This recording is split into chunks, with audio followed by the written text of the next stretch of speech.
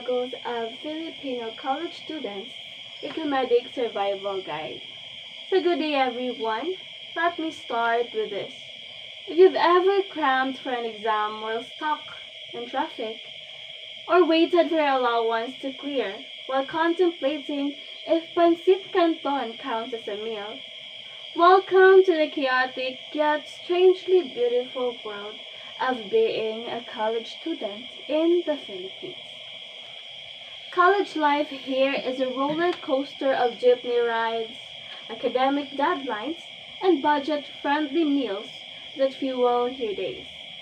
Today, I am here to talk about those struggles because let's face it, if we don't laugh about them, we'll just cry in the tambayan during our break times. The Morning Madness. Filipino college morning starts with a prayer, not for good grades, but for the jeepney to arrive on time and have enough space for you to squeeze in. You're carrying your bag, your baon, and sometimes even a project that's slightly falling apart. It's the ultimate balancing act. And if you're running late, forget about your breakfast.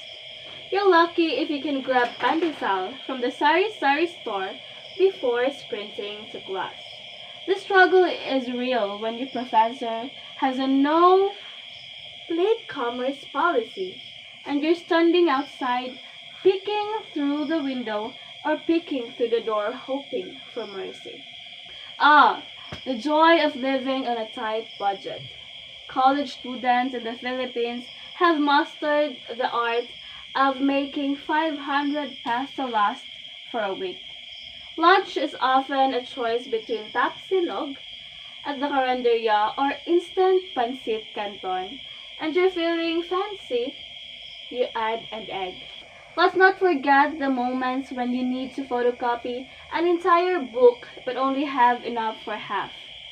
You end up sharing notes with friends, turning it into a mini group study session. They say adversity builds character, but for us, it also builds ingenuity. Let's proceed to group project dilemmas. Group projects are where you truly see the diversity of personalities. There's the leader who does everything, the ghost who suddenly reappears on presentation day, and the TikTok enthusiast who spends more time recording than contributing. Well, I am feeling guilty for that. Negotiating rules often feels like a barangay meeting. You're debating who's bringing the Manila paper, who's buying the markers, and who's actually going to show up. And yet, somehow, the project gets done. Barely, with a little extra credit for creativity. Next is the never-ending deadlines. Deadlines in college aren't deadlines, they're warnings. Who among us haven't rushed to a 24-hour computer shop to print a paper just minutes before the submission? You start the semester with high hopes. I will not procrastinate this time, you declare. 2 weeks, you're Googling, does one all-nighter really harm my health? But here's the thing. Filipino students have mastered the art of pasok sa deadline. Whether it's squeezing into the submission time or negotiating for an extension, we always find ways. BDO, we find ways. So what's the lesson here? College life in the Philippines is messy and chaotic, but that's what makes it unforgettable. From the jeepney ride to the pancit canton dinners, every struggle shapes us into resilient, resourceful, and sometimes hilariously sleep-deprived individuals. The next time you're cramming in the library or surviving in your last 20 passes, remember, you're not alone.